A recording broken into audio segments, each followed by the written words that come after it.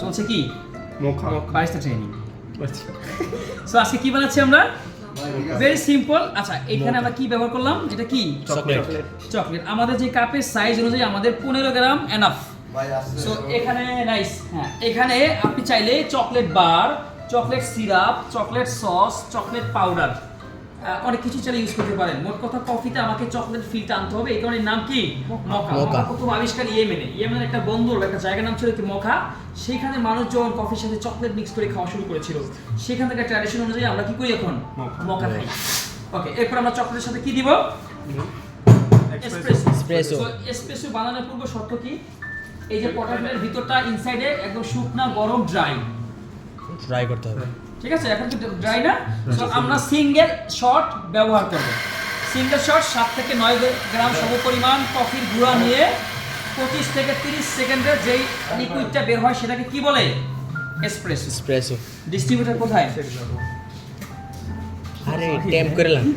আচ্ছা এই যে ডিস্ট্রিবিউট করে নিলাম দ্রুত গতিতে। এবার ট্যাম্প করছি। ট্যাম্প হচ্ছে যে 15 কেজি, 15 থেকে 18 কেজি একটা প্রেসার ক্রিয়েট করতে হয়, ব্যাস।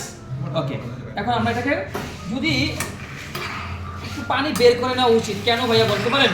ওই যে ক্লিনিং এর জন্য এবং কফির ডাস্টটা অনেক সময় এখানে লেগে থাকে। এটাকে বলে শাওয়ার স্ক্রিন অনেক সময় ডাস্ট লেগে থাকে। এরপর লক করার সাথে সাথে যত দ্রুত, দেরি করা যাবে না as soon as possible। একটা এসপ্রেসো কত সেকেন্ডে পরে ভাই?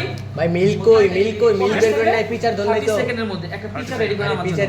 এই দেখেন যখন এসপ্রেসো পুর হবে দেখতে অনেকটা প্রথমে ইঁদুরের লেজের মতো হচ্ছে।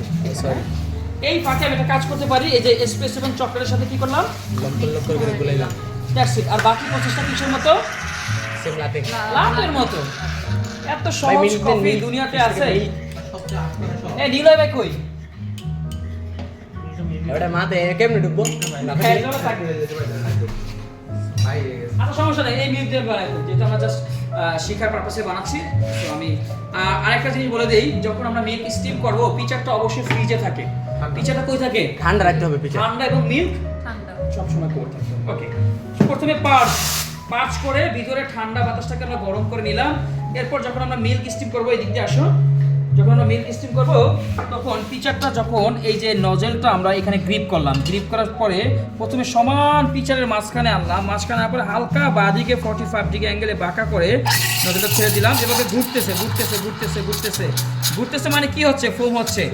এখন যখন মনে হবে যে আমার ফোম হয়ে গেছে তখন আমি উপর দিকে রাখবো, গরম যখন হয়ে যাবে তখন এই যে আমাদের মিল্ক স্টিম হয়ে গেল। সো আমরা বেসিক্যালি সেকেন্ড মিল্কটা ইউজ করছি। গরমটা মনে হয় বেশি হয় নাই, এনাফ, এর বেশি লাগে না। সো এই দুধটা একটু ভালো না, সকালে আমি বলছি অসুবিধা নাই, ওটা বিষয় না। সো আমরা এখন ডিজাইন, মকাদন ডিজাইন সুন্দর, এটা জানেন? সবচেয়ে সহজ সিহর্স না থাকে টিউলিপ সোয়ান হাঁস।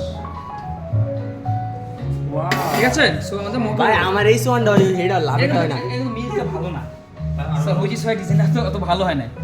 It's called what? এই ইটস কল্ড হোয়াট? মিয়া কই যাত মিয়া পানি নেই।